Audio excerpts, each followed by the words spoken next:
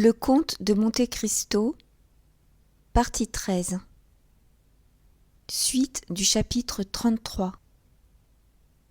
Suite de l'histoire de Luigi Vampa racontée par l'hôtelier. L'hôtelier s'assit, après avoir fait à chacun de ses futurs auditeurs un salut respectueux, lequel avait pour but d'indiquer qu'il était prêt à leur donner sur Luigi Vampa les renseignements qu'ils demandaient. « Ah, ça !» fit Franz, arrêtant maître Pastrini au moment où il ouvrait la bouche. « Vous dites que vous avez connu Luigi Vampa tout enfant. C'est donc encore un jeune homme ?»« Comment ? Un jeune homme ? Je crois bien. Il a 22 ans à peine. Oh, c'est un gaillard qui ira loin, soyez tranquille. »« Que dites-vous de cela, Albert ? » ?»« C'est beau, à 22 ans, de s'être déjà fait une réputation, » dit Franz. « Oui, certes. Et à son âge, Alexandre, César et Napoléon, qui depuis ont fait un certain bruit dans le monde, n'étaient pas si avancés que lui. »« Ainsi, reprit Franz, s'adressant à son hôte, le héros dont nous allons entendre l'histoire n'a que 22 ans. À peine, comme j'ai eu l'honneur de vous le dire. Est-il grand ou petit ? De taille moyenne. À peu près comme son Excellence, dit l'hôte en montrant Albert. Merci de la comparaison, dit celui-ci en s'inclinant. Allez toujours, maître Pastrini, reprit Franz, souriant de la susceptibilité de son ami. Et à quelle classe de la société appartenait-il ? C'était un simple petit pâtre attaché à la ferme du comte de Saint-Felice, situé entre Palestrina et le lac de Gabri. Il était né à Pampinara et était entré à l'âge de 5 ans au service du comte. Son père, berger lui-même à Anagni, avait un petit troupeau à lui et vivait de la laine de ses moutons et de la récolte faite avec le lait de ses brebis qu'il venait vendre à Rome. Tout enfant, le petit Vampa avait un caractère étrange. Un jour, à l'âge de 7 ans, il était venu trouver le curé de Palestrina et l'avait prié de lui apprendre à lire. C'était chose difficile, car le jeune pâtre ne pouvait pas quitter son troupeau. Mais le bon curé allait tous les jours dire la messe dans un pauvre petit bourg trop peu considérable pour payer un prêtre, et qui, n'ayant pas même de nom, était connu sous celui d'El Borgo. Il offrit à Luigi de se trouver sur son chemin à l'heure de son retour et de lui donner ainsi sa leçon, le prévenant que cette leçon serait courte et qu'il eût par conséquent à en profiter. L'enfant accepta avec joie. Tous les jours, Luigi menait paître son troupeau sur la route de Palestrina au Borgo. Tous les jours, à 9 heures du matin, le curé passait. Le prêtre et l'enfant s'asseyaient sur le revers d'un fossé, et le petit pâtre prenait sa leçon dans le bréviaire du curé. Au bout de 3 mois, il savait lire. Ce n'était pas tout, il lui fallait maintenant apprendre à écrire. Le prêtre fit faire par un professeur d'écriture de Rome 3 alphabets, un en gros, un en moyen et un en fin, et il lui montra qu'en suivant cet alphabet sur une ardoise, il pouvait, à l'aide d'une pointe de fer, apprendre à écrire. Le même soir, lorsque le troupeau fut rentré à la ferme, le petit Vampa courut chez le serrurier de Palestrina, prit un gros clou, le forgea, le martela, l'arrondit et en fit une espèce de stylet antique. Le lendemain, il avait réuni une provision d'ardoises et se mettait à l'œuvre. Au bout de 3 mois, il savait écrire. Le curé, étonné de cette profonde intelligence et touché de cette aptitude, lui fit cadeau de plusieurs cahiers de papier, d'un paquet de plumes et d'un canif. Ce fut une nouvelle étude à faire, mais étude qui n'était rien auprès de la première. 8 jours après, il maniait la plume comme il maniait le stylet. Le curé raconta cette anecdote au comte de Saint-Felice, qui voulut voir le petit pâtre, le fit lire et écrire devant lui, ordonna à son intendant de le faire manger avec les domestiques et lui donna 2 piastres par mois. Avec cet argent, Luigi acheta des livres et des crayons.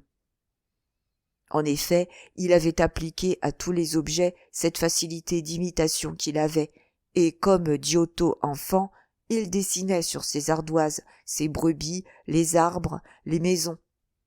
Puis, avec la pointe de son canif, il commença à tailler le bois et à lui donner toutes sortes de formes. C'est ainsi que Pinelli, le sculpteur populaire, avait commencé. Une jeune fille de 6 ou 7 ans, c'est-à-dire un peu plus jeune que Vampa, gardait de son côté les brebis dans une ferme voisine de Palestrina. Elle était orpheline, née à Valmontone, et s'appelait Teresa. Les deux enfants se rencontraient, s'asseyaient l'un près de l'autre, laissaient leurs troupeaux se mêler et paître ensemble, causaient, riaient et jouaient. Puis, le soir, on démêlait les moutons du comte de Saint-Felice d'avec ceux du baron de Cervetri, et les enfants se quittaient pour revenir à leurs fermes respectives en se promettant de se retrouver le lendemain matin. Le lendemain, ils tenaient parole et grandissaient ainsi côte à côte. Vampa atteignit 12 ans et la petite Teresa 11. Cependant, leurs instincts naturels se développaient. À côté du goût des arts que Luigi avait poussé aussi loin qu'il le pouvait faire dans l'isolement, il était triste par boutade, ardent par secousse, colère par caprice, railleur toujours. Aucun des jeunes garçons de Pampinara, de Palestrina ou de Valmontone n'avait pu non seulement prendre aucune influence sur lui, mais encore devenir son compagnon. Son tempérament volontaire, toujours disposé à exiger sans jamais vouloir se plier à aucune concession, écartait de lui tout mouvement amical, toute démonstration sympathique. Teresa seule commandait d'un mot, d'un regard, d'un geste à ce caractère entier qui pliait sous la main d'une femme, et qui, sous celle de quelque homme que ce fût, se serait raidi jusqu'à rompre. Teresa était, au contraire, vive, alerte et gaie, mais coquette à l'excès. Les 2 piastres que donnait à Luigi l'intendant du comte de Saint-Felice, le prix de tous les petits ouvrages sculptés qu'il vendait aux marchands de joujoux de Rome, passaient en boucles d'oreilles de perles, en colliers de verre, en aiguilles d'or. Aussi, grâce à cette prodigalité de son jeune ami, Teresa était-elle la plus belle et la plus élégante paysanne des environs de Rome. Les 2 enfants continuèrent à grandir, passant toutes leurs journées ensemble et se livrant sans combat aux instincts de leur nature primitive. Aussi, dans leurs conversations, dans leurs souhaits, dans leurs rêves, Vampa se voyait toujours capitaine de vaisseau, général d'armée ou gouverneur d'une province. Teresa se voyait riche, vêtue des plus belles robes et suivie de domestiques en livrée.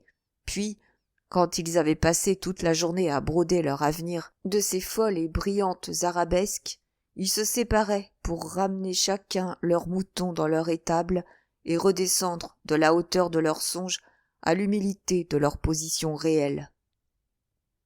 Un jour, le jeune berger dit à l'intendant du comte qu'il avait vu un loup sortir des montagnes de la Sabine et rôder autour de son troupeau. L'intendant lui donna un fusil. C'est ce que voulait Vampa.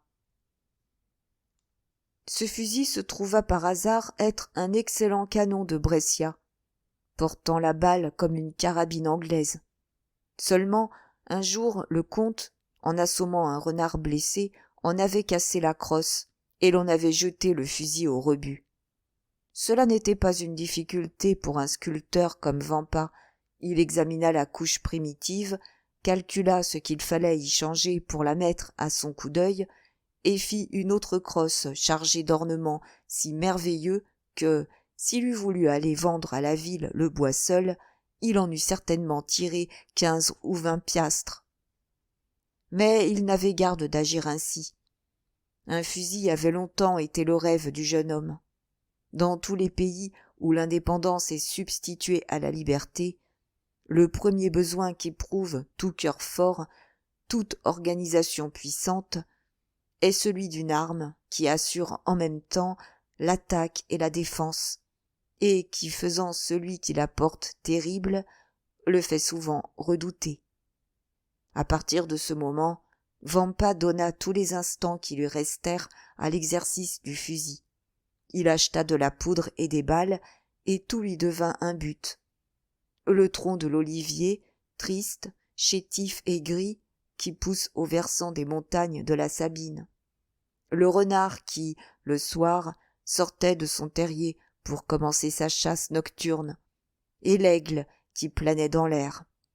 Bientôt il devint si adroit que Teresa surmontait la crainte qu'elle avait éprouvée d'abord en entendant la détonation, et s'amusa à voir son jeune compagnon placer la balle de son fusil où il voulait la mettre, avec autant de justesse que s'il l'eût poussée avec la main.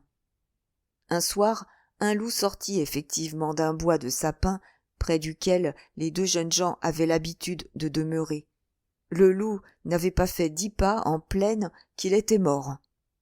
Vampa, tout fier de ce beau coup, le chargea sur ses épaules et le rapporta à la ferme.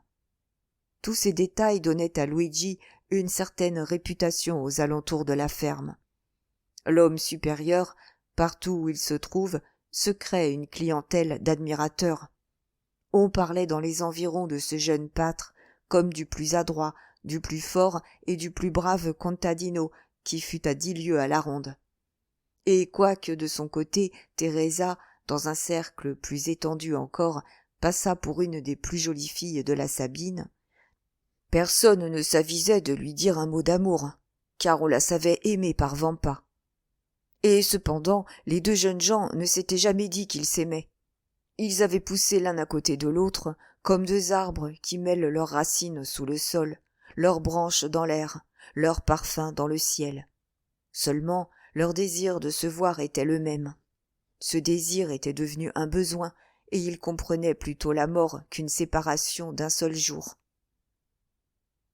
Teresa avait 16 ans et Vampa 17. Vers ces temps, on commença de parler beaucoup d'une bande de brigands qui s'organisait dans les monts Lepini. Le brigandage n'a jamais été sérieusement extirpé dans le voisinage de Rome. Il manque de chefs parfois, mais quand un chef se présente, il est rare qu'il lui manque une bande. Le célèbre Cucumetto, traqué dans les Abruzzes, chassé du royaume de Naples, où il avait soutenu une véritable guerre, avait traversé Garigliano comme Manfred, et était venu entre Sonnino et Giuperno se réfugier sur les bords de la Masine. C'était lui qui s'occupait à réorganiser une troupe et qui marchait sur les traces de Decesaris et de Gasparone, qu'il espérait bientôt surpasser. Plusieurs jeunes gens de Palestrina, de Frascati et de Pampinara disparurent. On s'inquiéta d'eux d'abord, puis bientôt on sut qu'ils étaient allés rejoindre la bande de Cucumetto. Au bout de quelque temps, Cucumetto devint l'objet de l'attention générale. On citait de ce chef de bandits des traits d'audace extraordinaires et de brutalité révoltante. Un jour, il enleva une jeune fille. C'était la fille de l'arpenteur de Frosinone. Les lois des bandits sont positives. Une jeune fille est à celui qui l'enlève d'abord, puis les autres la tirent au sort et la malheureuse sert au plaisir de toute la troupe jusqu'à ce que les bandits l'abandonnent ou qu'elle meure. Lorsque les parents sont assez riches pour la racheter, on envoie un messager qui traite de la rançon. La tête de la prisonnière répond de la sécurité de l'émissaire. Si la rançon est refusée, la prisonnière est condamnée irrévocablement. La jeune fille avait son amant dans la troupe de Cucumetto. Il s'appelait Carlini. En reconnaissant le jeune homme, elle tendit les bras vers lui et se crut sauvée. Mais le pauvre Carlini, en la reconnaissant, lui, sentit son cœur se briser, car il se doutait bien du sort qui attendait sa maîtresse. Cependant, comme il était le favori de Cucumetto, comme il avait partagé ses dangers depuis 3 ans, comme il lui avait sauvé la vie en abattant d'un coup de pistolet un carabinier qui avait déjà le sabre levé sur sa tête, il espéra que Cucumetto aurait quelque pitié de lui. Il prit donc le chef à part, tandis que la jeune fille, assise contre le tronc d'un grand pin qui s'élevait au milieu d'une clairière de la forêt, s'était fait un voile de la coiffure pittoresque des paysannes romaines et cachait son visage au regard luxurieux des bandits. Là, il lui raconta tout, ses amours avec la prisonnière, leurs serments de fidélité, et comment chaque nuit, depuis qu'ils étaient dans les environs, ils se donnaient rendez-vous dans une ruine. Ce soir-là, justement, Cucumetto avait envoyé Carlini dans un village voisin. Il n'avait pu se trouver au rendez-vous. Mais Cucumetto s'y était trouvé par hasard, disait-il, et c'est alors qu'il avait enlevé la jeune fille. Carlini supplia son chef de faire une exception en sa faveur et de respecter Rita, lui disant que le père était riche et qu'il payerait une bonne rançon. Cucumetto parut se rendre aux prières de son ami et le chargea de trouver un berger qu'on pût envoyer chez le père de Rita à Frosinone. Alors un Carlini s'approcha tout joyeux de la jeune fille, lui dit qu'elle était sauvée et l'invita à écrire à son père une lettre dans laquelle elle racontait ce qui lui était arrivé et lui annoncerait que sa rançon était fixée à 300 piastres. On donnait pour tout délai au père 12 heures, c'est-à-dire jusqu'au lendemain 9 heures du matin. La lettre écrite, Carlini s'en empara aussitôt et courut dans la plaine pour chercher un messager. Il trouva un jeune pâtre qui parquait son troupeau. Les messagers naturels des bandits sont les bergers, qui vivent entre la ville et la montagne, entre la vie sauvage et la vie civilisée. Le jeune berger partit aussitôt, promettant d'être avant 1 heure à Frosinone. Carlini revint tout joyeux pour rejoindre sa maîtresse et lui annoncer cette bonne nouvelle. Il trouva la troupe dans la clairière, où elle soupait joyeusement des provisions que les bandits levaient sur les paysans comme un tribut seulement. Au milieu de ces gais convives, il chercha vainement Cucumetto et Rita. Il demanda où ils étaient, les bandits répondirent par un grand éclat de rire. Une sueur froide coula sur le front de Carlini, et il sentit l'angoisse qui le prenait aux cheveux. Il renouvela sa question. Un des convives remplit un verre de vin d'Orvieto et le lui tendit en disant « À la santé du brave Cucumetto et de la belle Rita !» En ce moment, Carlini crut entendre un cri de femme. Il devina tout. Il prit le verre, le brisa sur la face de celui qui le lui présentait et s'élança dans la direction du cri. Au bout de 100 pas, au détour d'un buisson, il trouva Rita évanouie entre les bras de Cucumetto. En apercevant Carlini, Cucumetto se releva, tenant un pistolet de chaque main. Les deux bandits se regardèrent un instant. L'un, le sourire de la luxure sur les lèvres, l'autre, la pâleur de la mort sur le front. On eût cru qu'il allait se passer entre ces deux hommes quelque chose de terrible. Mais peu à peu, les traits de Carlini se détendirent. Sa main, qu'il avait portée à un des pistolets de sa ceinture, retomba près de lui, pendante à son côté. Rita était couchée entre eux deux. La lune éclairait cette scène. « Eh bien, lui dit Cucumetto, as-tu fait la commission dont tu t'étais chargé ?»« Oui, capitaine, répondit Carlini, et demain, avant 9 heures, le père de Rita sera ici avec l'argent. »« À merveille. En attendant, nous allons passer une joyeuse nuit. Cette jeune fille est charmante, et tu as, en vérité, bon goût, maître Carlini. Aussi, comme je ne suis pas égoïste, nous allons retourner auprès des camarades et tirer au sort à qui elle appartiendra maintenant. »« Ainsi, vous êtes décidé à l'abandonner à la loi commune ?» demanda Carlini.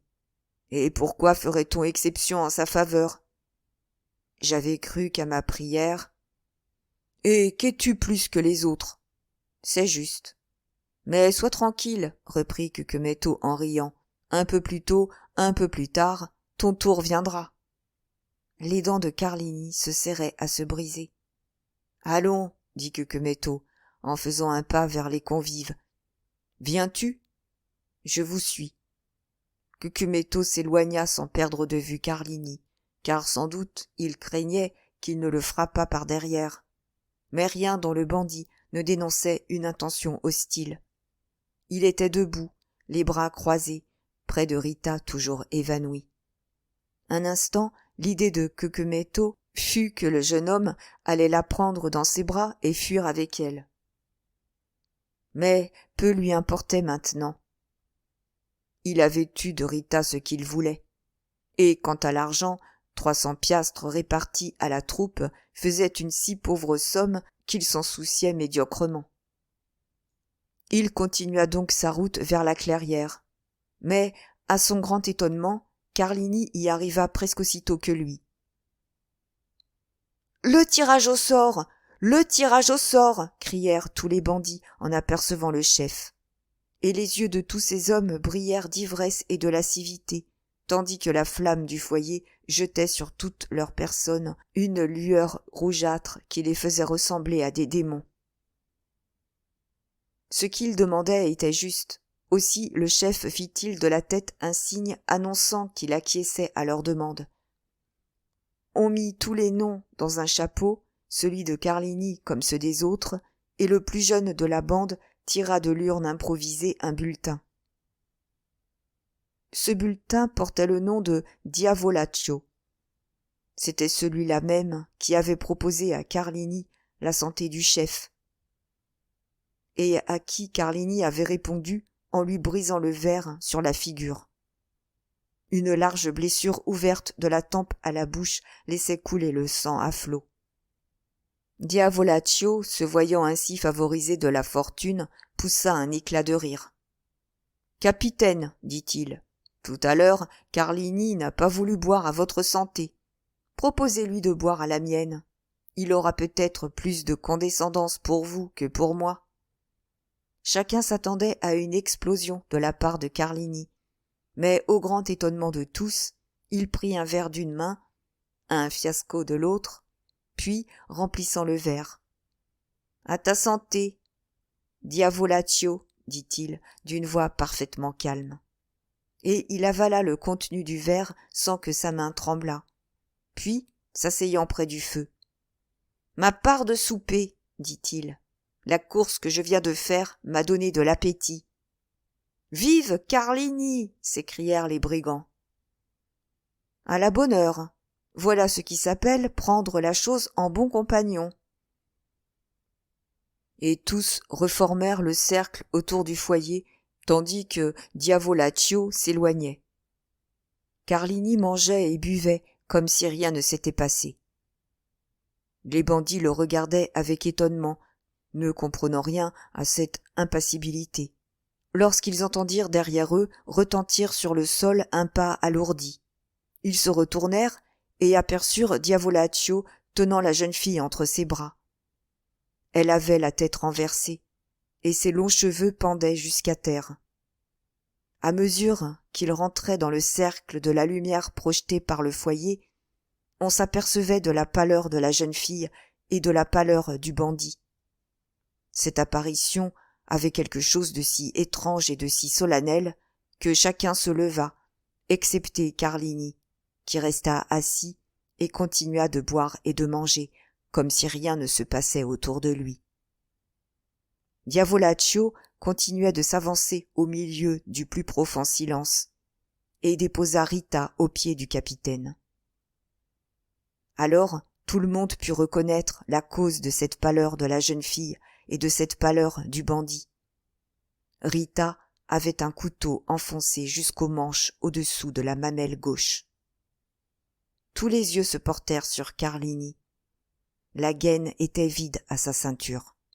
« Ah, ah !» dit le chef. « Je comprends maintenant pourquoi Carlini était resté en arrière. » Toute nature sauvage est apte à apprécier une action forte. Quoique, peut-être, aucun des bandits n'eût fait ce que venait de faire Carlini. Tous comprirent ce qu'il avait fait. « Eh bien, dit Carlini, en se levant à son tour et en s'approchant du cadavre, la main sur la crosse d'un de ses pistolets.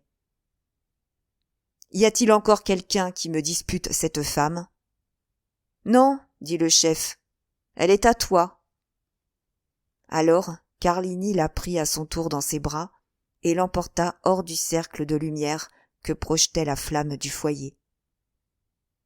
Cucumetto disposa les sentinelles comme d'habitude, et les bandits se couchèrent, enveloppés dans leurs manteaux, autour du foyer.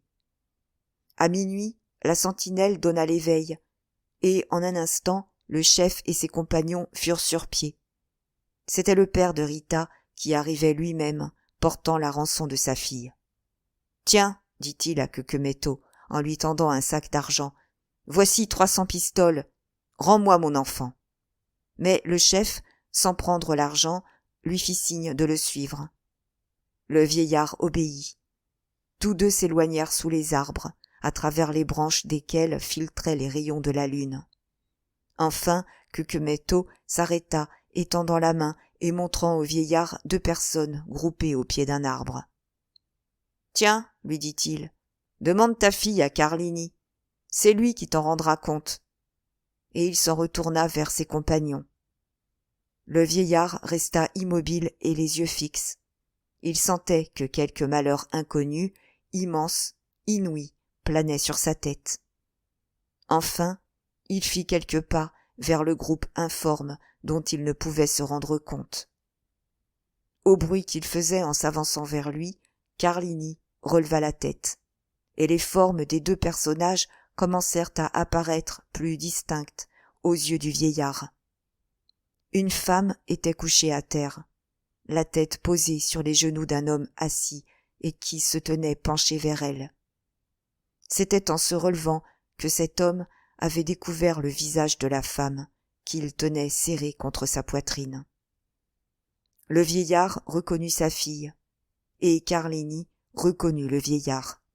« Je t'attendais, » dit le bandit au père de Rita. « Misérable, » dit le vieillard, « qu'as-tu fait ?» Et il regardait avec terreur Rita, pâle, immobile, ensanglantée, avec un couteau dans la poitrine. Un rayon de la lune frappait sur elle et l'éclairait de sa lueur blafarde. « Cucumetto avait violé ta fille, » dit le bandit, « et comme je l'aimais, je l'ai tuée, car, après lui, elle allait servir de jouet à toute la bande. » Le vieillard ne prononça point une parole. Seulement, il devint pâle comme un spectre. « Maintenant, » dit Carlini, « si j'ai eu tort, venge-la. » Et il arracha le couteau du sein de la jeune fille, et, se levant, il l'alla offrir d'une main au vieillard, tandis que de l'autre, il écartait sa veste et lui présentait sa poitrine nue. « Tu as bien fait, » lui dit le vieillard d'une voix sourde. « Embrasse-moi, mon fils. » Carlini se jeta en sanglotant dans les bras du père de sa maîtresse. C'étaient les premières larmes que versait cet homme de sang. « Maintenant, » dit le vieillard à Carlini, « aide-moi à enterrer ma fille. » Carlini alla chercher 2 pioches, et le père et l'amant se mirent à creuser la terre au pied d'un chêne dont les branches touffues devaient recouvrir la tombe de la jeune fille.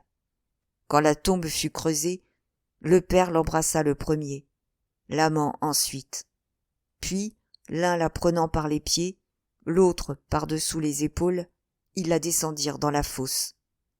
Puis, ils s'agenouillèrent des 2 côtés et dirent les prières des morts. Puis, lorsqu'ils eurent fini, ils repoussèrent la terre sur le cadavre jusqu'à ce que la fosse fût comblée. Alors, lui tendant la main. « Je te remercie, mon fils, » dit le vieillard à Carlini. « Maintenant, laisse-moi seul. »« Mais, cependant, » dit celui-ci, « laisse-moi, je te l'ordonne. » Carlini obéit, alla rejoindre ses camarades, s'enveloppa dans son manteau, et bientôt parut aussi profondément endormi que les autres. Il avait été décidé la veille que l'on changerait de campement. 1 heure avant le jour, Cucumetto éveilla ses hommes, et l'ordre fut donné de partir. Mais Carlini ne voulut pas quitter la forêt sans savoir ce qu'était devenu le père de Rita. Il se dirigea vers l'endroit où il l'avait laissé. Il trouva le vieillard pendu à une des branches du chêne qui ombrageait la tombe de sa fille. Il vit alors sur le cadavre de l'un et sur la fosse de l'autre le serment de les venger tous 2. Mais il ne put tenir ce serment, car 2 jours après, dans une rencontre avec les carabiniers romains, Carlini fut tué. Seulement, on s'étonna que, faisant face à l'ennemi, il eût reçu une balle entre les 2 épaules. L'étonnement cessa quand un des bandits eut fait remarquer à ses camarades que Cucumetto était placé 10 pas en arrière de Carlini, lorsque Carlini était tombé. Le matin du départ de la forêt de Frosinone, il avait suivi Carlini dans l'obscurité, avait entendu le serment qu'il avait fait, et, en homme de précaution, il avait pris l'avance. On racontait encore sur ce terrible chef de bande 10 autres histoires non moins curieuses que celle-ci. Ainsi, de Fondi à Pérouse, tout le monde tremblait au seul nom de Cucumetto. Ces histoires avaient souvent été l'objet des conversations de Luigi et de Teresa. La jeune fille tremblait fort à tous ces récits, mais Vampa la rassurait avec un sourire, frappant son bon fusil qui portait si bien la balle. Puis, si elle n'était pas rassurée, il lui montrait à 100 pas quelques corbeaux perchés sur une branche morte, le mettait en joue, lâchait la détente, et l'animal, frappé, tombait au pied de l'arbre. Néanmoins, le temps s'écoulait. Les 2 jeunes gens avaient arrêté qu'ils se marieraient lorsqu'ils auraient, Vampa 20 ans et Teresa 19. Ils étaient orphelins tous 2. Ils n'avaient de permission à demander qu'à leur maître. Ils l'avaient demandé et obtenu. Un jour qu'ils causaient de leurs projets d'avenir, ils entendirent 2 ou 3 coups de feu. Puis, tout à coup, un homme sortit du bois près duquel les 2 jeunes gens avaient l'habitude de faire paître leurs troupeaux, et accourut vers eux. Arrivé à la portée de la voix, « Je suis poursuivi » leur cria-t-il. « Pouvez-vous me cacher ?» Les 2 jeunes gens reconnurent bien que ce fugitif devait être quelque bandit, mais il y a entre le paysan et le bandit romain une sympathie innée qui fait que le premier est toujours prêt à rendre service au second. Vampa, sans rien dire, courut donc à la pierre qui bouchait l'entrée de leur grotte, démasqua cette entrée en tirant la pierre à lui, fit signe au fugitif de se réfugier dans cet asile inconnu de tous, repoussa la pierre sur lui et revint s'asseoir près de Teresa. Presque aussitôt, 4 carabiniers à cheval apparurent à la lisière du bois. 3 paraissaient être à la recherche du fugitif. Le 4e traînait par le cou un bandit prisonnier. Les 3 carabiniers explorèrent le pays d'un coup d'œil, aperçurent les 2 jeunes gens, accoururent à eux au galop et les interrogèrent. Ils n'avaient rien vu. « C'est fâcheux, dit le brigadier, car celui que nous cherchons, c'est le chef. » Cucumetto ne purent s'empêcher de s'écrier ensemble Luigi et Teresa. « Oui, répondit le brigadier, et comme sa tête est mise à prix à 1000 écus romains, il y en aurait eu 500 pour vous si vous nous aviez aidés à le prendre. » Les 2 jeunes gens échangèrent un regard. Le brigadier eut un instant d'espérance. 500 écus romains font 3000 francs, et 3000 francs sont une fortune pour 2 pauvres orphelins qui vont se marier. « Oui, c'est fâcheux, dit Vampa, mais nous ne l'avons pas vu. » Alors les carabiniers battirent le pays dans des directions différentes, mais inutilement. Puis, successivement, ils disparurent. Alors Vampa alla tirer la pierre, et Cucumetto sortit. Il avait vu, à travers les jours de la porte de granit, les 2 jeunes gens causer avec les carabiniers. Il s'était douté du sujet de leur conversation. Il avait lu sur le visage de Luigi et de Teresa l'inébranlable résolution de ne point le livrer, et tira de sa poche une bourse pleine d'or et la leur offrit. Mais Vampa releva la tête avec fierté. Quant à Teresa, ses yeux brillèrent en pensant à tout ce qu'elle pourrait acheter de riches bijoux et beaux habits avec cette bourse pleine d'or. Cucumetto était un Satan fort habile. Il avait pris la forme d'un bandit au lieu de celle d'un serpent. Il surprit ce regard, reconnut dans Teresa une digne fille d'Ève, et rentra dans la forêt en se retournant plusieurs fois sous prétexte de saluer ses libérateurs. Plusieurs jours s'écoulèrent sans que l'on revît Cucumetto, sans qu'on entendît reparler de lui. Le temps du carnaval approchait.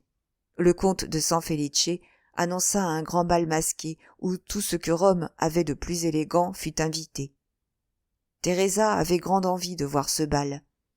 Luigi demanda à son protecteur l'intendant la permission pour elle et pour lui d'y assister, caché parmi les serviteurs de la maison. Cette permission lui fut accordée. Ce bal était surtout donné par le comte pour faire plaisir à sa fille Carmela, qu'il adorait.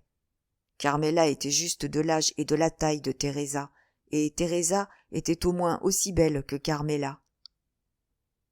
Le soir du bal, Teresa mit sa plus belle toilette, ses plus riches aiguilles, ses plus brillantes verroteries. Elle avait le costume des femmes de Frascati. Luigi avait l'habit si pittoresque du paysan romain les jours de fête. Tous deux se mêlèrent, comme on l'avait permis, aux serviteurs et aux paysans. La fête était magnifique. Non seulement la villa était ardemment illuminée, mais des milliers de lanternes de couleur étaient suspendues aux arbres du jardin. Aussi bientôt le palais eut-il débordé sur les terrasses et les terrasses dans les allées. À chaque carrefour, il y avait un orchestre, des buffets et des rafraîchissements. Les promeneurs s'arrêtaient, les quadrilles se formaient et l'on dansait là où il plaisait de danser. Carmela était vêtue en femme de Sonnino. Elle avait son bonnet tout brodé de perles, les aiguilles de ses cheveux étaient d'or et de diamants, sa ceinture était de soie turque à grandes fleurs brochées, son surtout et son jupon étaient de cachemire, son tablier était de mousseline des Indes. Les boutons de son corset étaient autant de pierreries. Deux autres de ses compagnes étaient vêtues, l'une en femme de Nettuno, l'autre en femme de Laricia. 4 jeunes gens des plus riches et des plus nobles familles de Rome les accompagnaient avec cette liberté italienne qui a son égale dans aucun autre pays du monde. Ils étaient vêtus de leur côté en paysans d'Albano, de Velletri, de Civita Castellana et de Sora. Il va sans dire que ces costumes de paysans, comme ceux de paysannes, étaient resplendissants d'or et de pierreries. Il vint à Carmela l'idée de faire un quadrille uniforme, seulement il manquait une femme. Carmela regardait tout autour d'elle, pas une de ses invitées n'avait un costume analogue au sien et à ceux de ses compagnes. Le comte San Felice lui montra, au milieu des paysannes, Teresa appuyée au bras de Luigi. « Est-ce que vous permettez, mon père ?» dit Carmela. « Sans doute, » répondit le comte. « Ne sommes-nous pas en carnaval ?» Carmela se pencha vers un jeune homme qui l'accompagnait en causant et lui dit quelques mots tout en lui montrant du doigt la jeune fille. Le jeune homme suivit des yeux la jolie main qui lui servait de conductrice, fit un geste d'obéissance et vint inviter Teresa à figurer au quadrille dirigé par la fille du comte. Teresa sentit comme une flamme qui lui passait sur le visage. Elle interrogea du regard Luigi. Il n'y avait pas moyen de refuser. Luigi laissa lentement glisser le bras de Teresa, qu'il tenait sous le sien, et Teresa, s'éloignant conduite par son élégant cavalier, vint prendre, toute tremblante, sa place au quadrille aristocratique. Certes, aux yeux d'un artiste, l'exact et sévère costume de Teresa eût eu un bien autre caractère que celui de Carmela et de ses compagnes. Mais Teresa était une jeune fille frivole et coquette. Les broderies de la mousseline, les palmes de la ceinture, l'éclat du cachemire l'éblouissaient. Le reflet des saphirs et des diamants la rendait folle. De son côté, Luigi sentait naître en lui un sentiment inconnu. C'était comme une douleur sourde qui le mordait au cœur d'abord, et de là, toute frémissante, courait par ses veines et s'emparait de tout son corps. Il suivit des yeux les moindres mouvements de Teresa et de son cavalier. Lorsque leurs mains se touchaient, il ressentait comme des éblouissements. Ses artères battaient avec violence, et l'on eût dit que le son d'une cloche vibrait à ses oreilles. Lorsqu'ils se parlaient, quoique Teresa écoutât, timide et les yeux baissés, les discours de son cavalier, comme Luigi lisait dans les yeux ardents du beau jeune homme que ces discours étaient des louanges, il lui semblait que la terre tournait sous lui, et que toutes les voix de l'enfer lui soufflait des idées de meurtre et d'assassinat. Alors, craignant de se laisser emporter à sa folie, il se cramponnait d'une main à la charmille contre laquelle il était debout, et de l'autre, il serrait d'un mouvement convulsif le poignard aux manches sculptées qui était passé dans sa ceinture et que, sans s'en apercevoir, il tirait quelquefois presque entier du fourreau. Luigi était jaloux. Il sentait qu'emporté par sa nature coquette et orgueilleuse, Teresa pouvait lui échapper. Et cependant, la jeune paysanne, timide et presque effrayée d'abord, s'était bientôt remise. Nous avons dit que Teresa était belle. Ce n'est pas tout. Teresa était gracieuse, de cette grâce sauvage bien autrement puissante que notre grâce minaudière et affectée. Elle eut presque les honneurs du quadrille, et si elle fut envieuse de la fille du comte de San Felice, nous n'oserions pas dire que Carmela ne fut pas jalouse d'elle. Aussi fut-ce avec force compliment que son beau cavalier la reconduisit à la place où il l'avait prise et où l'attendait Luigi. 2 ou 3 fois, pendant la contredanse, la jeune fille avait jeté un regard sur lui, et à chaque fois, elle l'avait vu pâle et les traits crispés. Une fois même, la lame de son couteau, à moitié tirée de sa gaine, avait ébloui ses yeux comme un sinistre éclair. Ce fut donc presque en tremblant qu'elle reprit le bras de son amant. Le quadrille avait eu le plus grand succès, et il était évident qu'il était question d'en faire une seconde édition. Carmela seule s'y opposait, mais le comte de San Felice pria sa fille si tendrement qu'elle finit par consentir. Aussitôt, un des cavaliers s'avança pour inviter Teresa, sans laquelle il était impossible que la contredanse eût lieu, mais la jeune fille avait déjà disparu. En effet, Luigi ne s'était pas senti la force de supporter une seconde épreuve, et, moitié par persuasion, moitié par force, il avait entraîné Teresa vers un autre point du jardin. Teresa avait cédé bien malgré elle, mais elle avait vu à la figure bouleversée du jeune homme, elle comprenait à son silence entrecoupé de tressaillements nerveux que quelque chose d'étrange se passait en lui. Elle-même n'était pas exempte d'une agitation intérieure, et sans avoir cependant rien fait de mal, elle comprenait que Luigi était en droit de lui faire des reproches. Sur quoi, elle l'ignorait, mais elle ne sentait pas moins que ces reproches seraient mérités.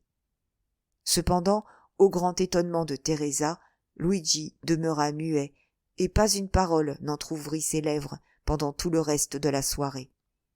Seulement, lorsque le froid de la nuit eut chassé les invités des jardins et que les portes de la villa se furent refermées sur eux pour une fête intérieure, il reconduisit Teresa. Puis, comme elle allait rentrer chez elle, « Teresa, dit-il, à quoi pensais-tu lorsque tu dansais en face de la jeune comtesse de San Felice ?»« Je pensais, répondit la jeune fille dans toute la franchise de son âme, que je donnerais la moitié de ma vie pour avoir un costume comme celui qu'elle portait. »« Et que te disait ton cavalier ?»« Il me disait qu'il ne tiendrait qu'à moi de l'avoir, et que je n'avais qu'un mot à dire pour cela. »« Il avait raison, répondit Luigi. Le désires-tu aussi ardemment que tu le dis ? Oui. Eh bien, tu l'auras. La jeune fille, étonnée, leva la tête pour le questionner, mais son visage était si sombre et si terrible que la parole se glaça sur ses lèvres. D'ailleurs, en disant ces paroles, Luigi s'était éloigné.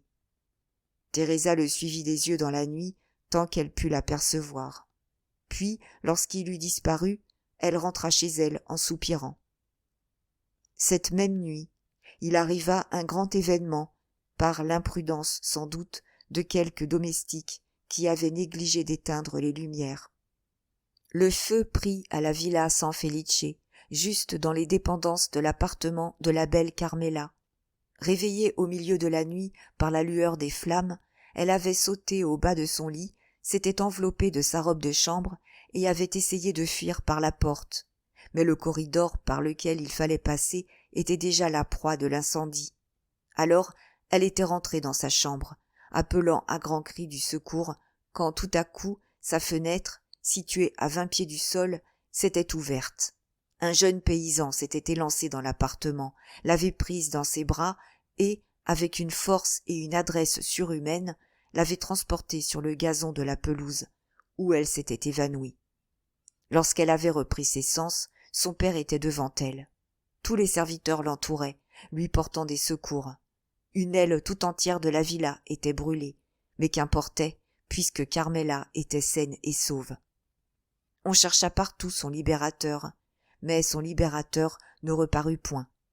On le demanda à tout le monde, mais personne ne l'avait vu.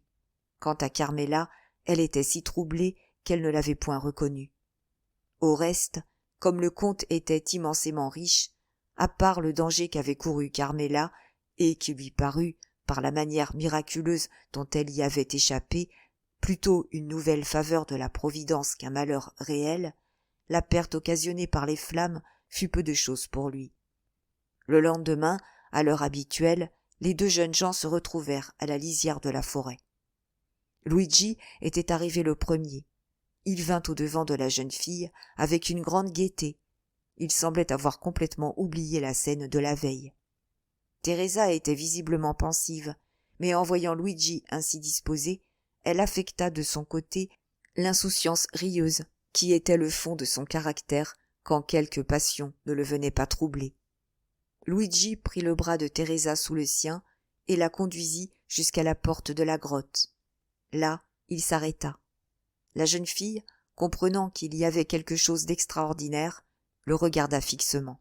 « Teresa, dit Luigi, hier soir, tu m'as dit que tu donnerais tout au monde pour avoir un costume pareil à celui de la fille du comte. »« Oui, dit Teresa avec étonnement, mais j'étais folle de faire un pareil souhait. »« Et moi, je t'ai répondu, c'est bien, tu l'auras. »« Oui, reprit la jeune fille, dont l'étonnement croissait à chaque parole de Luigi. Mais tu as répondu cela, sans doute, pour me faire plaisir. Je ne t'ai jamais rien promis que je ne te l'ai donné, Teresa, dit orgueilleusement Luigi. Entre dans la grotte et habille-toi. À ces mots, il tira la pierre et montra à Teresa la grotte éclairée par 2 bougies qui brûlaient de chaque côté d'un magnifique miroir. Sur la table rustique faite par Luigi était étalé le collier de perles et les épingles de diamants. Sur une chaise à côté était déposé le reste du costume. Teresa poussa un cri de joie et, sans s'informer d'où venait ce costume, sans prendre le temps de remercier Luigi, elle s'élança dans la grotte, transformée en cabinet de toilette. Derrière elle, Luigi repoussa la pierre, car il venait d'apercevoir, sur la crête d'une petite colline qui empêchait que de la place où il était on ne vît Palestrina, un voyageur à cheval qui s'arrêta un instant comme incertain de sa route, se dessinant sur l'azur du ciel avec cette netteté de contour particulière aux lointains des pays méridionaux. En apercevant Luigi, le voyageur mit son cheval au galop et vint à lui. Luigi ne s'était pas trompé. Le voyageur, qui allait de Palestrina à Tivoli, était dans le doute de son chemin. Le jeune homme le lui indiqua, mais, comme à un quart de mille de là, la route se divisait en 3 sentiers, et qu'arrivé à ces 3 sentiers, le voyageur pouvait de nouveau s'égarer, il pria Luigi de lui servir de guide. Luigi détacha son manteau et le déposa à terre, jeta sur son épaule sa carabine, et, dégagé ainsi du lourd vêtement, marcha devant le voyageur de ce pas rapide du montagnard que le pas d'un cheval a peine à suivre. En 10 minutes, Luigi et le voyageur furent à l'espèce de carrefour indiqué par le jeune pâtre. Arrivé là, d'un geste majestueux comme celui d'un empereur, il étendit la main vers celle des 3 routes que le voyageur devait suivre. « Voilà votre chemin, dit-il. Excellence, vous n'avez plus à vous tromper maintenant. Et toi, voici ta récompense, dit le voyageur en offrant au jeune pâtre quelques pièces de menue monnaie. Merci, dit Luigi en retirant sa main. Je rends un service, je ne le vends pas. Mais, dit le voyageur, qui paraissait du reste habitué à cette différence entre la servilité de l'homme des villes et l'orgueil du campagnard. Si tu refuses un salaire, tu acceptes au moins un cadeau. Ah oui, c'est autre chose. Eh bien, dit le voyageur, prends ces 2 sequins de Venise et donne-les à ta fiancée pour en faire une paire de boucles d'oreilles. Et vous, alors, prenez ce poignard, dit le jeune pâtre. Vous n'en trouveriez pas un dont la poignée fût mieux sculptée d'Albano à Civita Castellana. J'accepte, dit le voyageur. Mais alors, c'est moi qui suis ton obligé, car ce poignard vaut plus de 2 sequins. Pour un marchand, peut-être, mais pour moi, qui l'ai sculpté moi-même, il vaut à peine 1 piastre. Comment t'appelles-tu? Demanda le voyageur. Luigi Vampa, répondit le pâtre du même air qu'il eût répondu Alexandre, roi de Macédoine. Et vous? Moi, dit le voyageur, je m'appelle Simbad le marin. Franz d'Épinay jeta un cri de surprise.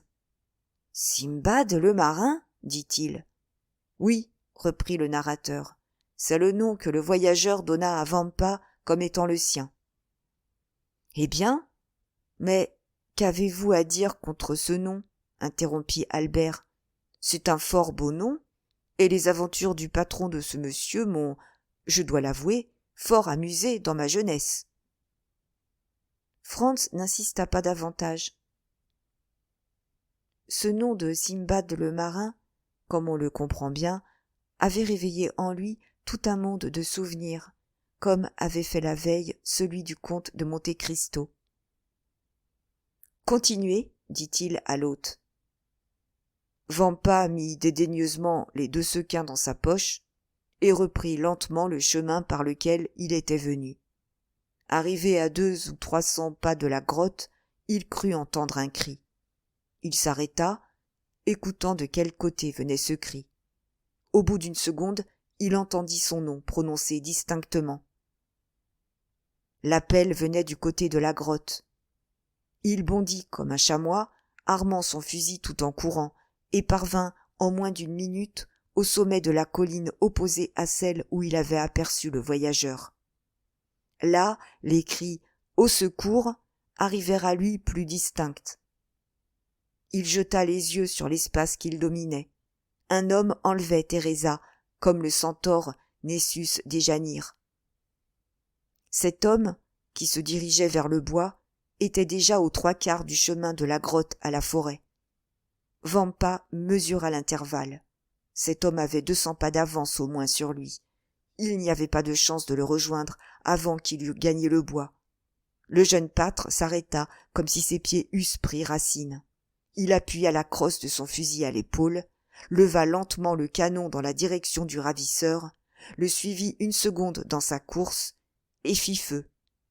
Le ravisseur s'arrêta court, ses genoux plièrent et il tomba, entraînant Teresa dans sa chute. Mais Teresa se releva aussitôt. Quant au fugitif, il resta couché, se débattant dans les convulsions de l'agonie. Vampa s'élança aussitôt vers Teresa, car à 10 pas du moribond, les jambes lui avaient manqué à son tour, et elle était retombée à genoux. Le jeune homme avait cette crainte terrible que la balle qui venait d'abattre son ennemi n'eût en même temps blessé sa fiancée. Heureusement, il n'en était rien. C'était la terreur seule qui avait paralysé les forces de Teresa. Lorsque Luigi se fut bien assuré qu'elle était saine et sauve, il se retourna vers le blessé. Il venait d'expirer les poings fermés, la bouche contractée par la douleur, et les cheveux hérissés sous la sueur de l'agonie. Ses yeux étaient restés ouverts et menaçants. Vampa s'approcha du cadavre et reconnut Cucumetto. Depuis le jour où le bandit avait été sauvé par les 2 jeunes gens, il était devenu amoureux de Teresa et avait juré que la jeune fille serait à lui. Depuis ce jour, il l'avait épiée, et, profitant du moment où son amant l'avait laissée seule pour indiquer le chemin aux voyageurs, il l'avait enlevée et la croyait déjà à lui lorsque la balle de Vampa, guidée par le coup d'œil infaillible du jeune pâtre, lui avait traversé le cœur. Vampa le regarda un instant sans que la moindre émotion se trahît sur son visage, tandis qu'au contraire, Teresa, toute tremblante encore, n'osait se rapprocher du bandit mort qu'à petits pas, et jetait en hésitant un coup d'œil sur le cadavre par-dessus l'épaule de son amant. Au bout d'un instant, Vampa se retourna vers sa maîtresse. « Ha ha !» dit-il.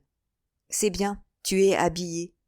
À mon tour de faire ma toilette. » En effet, Teresa était revêtue de la tête aux pieds du costume de la fille du comte de San Felice. Vampa prit le corps de Cucumetto entre ses bras, l'emporta dans la grotte, tandis qu'à son tour, Teresa restait dehors. Si un second voyageur fût alors passé, il eût vu une chose étrange. C'était une bergère gardant ses brebis avec une robe de cachemire, des boucles d'oreilles et un collier de perles, des épingles de diamants et des boutons de saphir, d'émeraude et de rubis.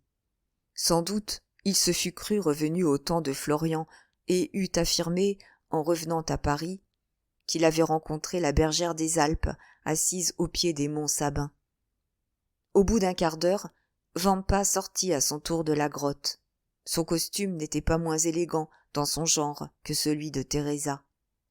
Il avait une veste de velours grenat à boutons d'or ciselés, un gilet de soie tout couvert de broderies, une écharpe romaine nouée autour du cou, une cartouchière toute piquée d'or et de soie rouge et verte, des culottes de velours bleu de ciel attachées au-dessous du genou par des boucles de diamants, des guêtres de peau de daim bariolées de 1000 arabesques, et un chapeau où flottaient des rubans de toutes couleurs. 2 montres pendaient à sa ceinture, et un magnifique poignard était passé à sa cartouchière. Teresa jeta un cri d'admiration. Vampa, sous cet habit, ressemblait à une peinture de Léopold Robert ou de Schnetz. Il avait revêtu le costume complet de Cucumetto. Le jeune homme s'aperçut de l'effet qu'il produisait sur sa fiancée, et un sourire d'orgueil passa sur sa bouche. « Maintenant, dit-il à Teresa, es-tu prête à partager ma fortune, quelle qu'elle soit ?»« Oh oui !» s'écria la jeune fille avec enthousiasme. « À me suivre partout où j'irai ? Au bout du monde. Alors, prends mon bras et partons, car nous n'avons pas de temps à perdre. » La jeune fille passa son bras sous celui de son amant, sans même lui demander où il la conduisait, car, en ce moment, il lui paraissait beau, fier et puissant comme un dieu. Et tous deux s'avancèrent dans la forêt, dont au bout de quelques minutes, ils eurent franchi la lisière. Il va sans dire que tous les sentiers de la montagne étaient connus de Vampa. Il avança donc dans la forêt sans hésiter un seul instant, quoiqu'il n'y eût aucun chemin frayé, mais seulement reconnaissant la route qu'ils devaient suivre à la seule inspection des arbres et des buissons. Ils marchèrent ainsi 1h30 à peu près. Au bout de ce temps, ils étaient arrivés à l'endroit le plus touffu du bois. Un torrent dont le lit était à sec conduisait dans une gorge profonde. Vampa prit cet étrange chemin qui, encaissé entre 2 rives et rembruni par l'ombre épaisse des pins, semblait, moins la descente facile, ce sentier de l'Averne dont parle Virgile. Teresa, revenue craintive à l'aspect de ce lieu sauvage et désert, se serrait contre son guide, sans dire une parole. Mais comme elle le voyait marcher toujours d'un pas égal, comme un calme profond rayonnait sur son visage, elle avait elle-même la force de dissimuler son émotion. Tout à coup, à 10 pas d'eux, un homme sembla se détacher d'un arbre derrière lequel il était caché, et mettait Vampa en joue. « Pas un pas de plus !» cria-t-il, « ou tu es mort !»« Allons donc !» dit Vampa en levant la main avec un geste de mépris, tandis que Teresa, ne dissimulant plus sa terreur, se pressait contre lui. « Est-ce que les loups se déchirent entre eux ?»« Qui es-tu » demanda la sentinelle. « Je suis Luigi Vampa, le berger de la ferme de San Felice. Que veux-tu ? Je veux parler à tes compagnons qui sont à la clairière de Rocca Bianca. »« Alors, suis-moi, » dit la sentinelle. « Ou plutôt, puisque tu sais où cela est, marche devant. » Vampa sourit d'un air de mépris à cette précaution du bandit, passa devant avec Teresa et continua son chemin du même pas ferme et tranquille qui l'avait conduit jusque-là. Au bout de 5 minutes, le bandit leur fit signe de s'arrêter. Les 2 jeunes gens obéirent. Le bandit imita 3 fois le cri du corbeau. Un croassement répondit à ce triple appel. « C'est bien, » dit le bandit. « Maintenant tu peux continuer ta route. » Luigi et Teresa se remirent en chemin. Mais à mesure qu'ils avançaient, Teresa, tremblante, se serrait contre son amant. En effet, à travers les arbres, on voyait apparaître des armes et étinceler des canons de fusil. La clairière de Rocca Bianca était au sommet d'une petite montagne qui, autrefois, sans doute, avait été un volcan éteint avant que Rémus et Romulus eussent déserté Albe pour venir bâtir Rome. Teresa et Luigi atteignirent le sommet et se trouvèrent au même instant en face d'une vingtaine de bandits. « Voici un jeune homme qui vous cherche et qui désire vous parler, » dit la sentinelle. « Et que veut-il nous dire » demanda celui qui, en l'absence du chef, faisait l'intérim du capitaine. « Je veux dire que je m'ennuie de faire le métier de berger, » dit Vampa. « Ah, je comprends, » dit le lieutenant. « Et tu viens nous demander à être admis dans nos rangs ?»« Qu'il soit le bienvenu !» crièrent plusieurs bandits de Ferrusino, de Pampinara et d'Anani, qui avaient reconnu Luigi Vampa. « Oui, seulement je viens vous demander une autre chose que d'être votre compagnon. »« Et que viens-tu nous demander ?» dirent les bandits avec étonnement. « Je viens vous demander à être votre capitaine, » dit le jeune homme. Les bandits éclatèrent de rire. « Et qu'as-tu fait pour aspirer à cet honneur ?» demanda le lieutenant. « J'ai tué votre chef, Cucumetto, dont voici la dépouille, » dit Luigi. « Et j'ai mis le feu à la villa de San Felice pour donner une robe de noces à ma fiancée. » 1 heure après, Luigi Vampa était élu capitaine en remplacement de Cucumetto.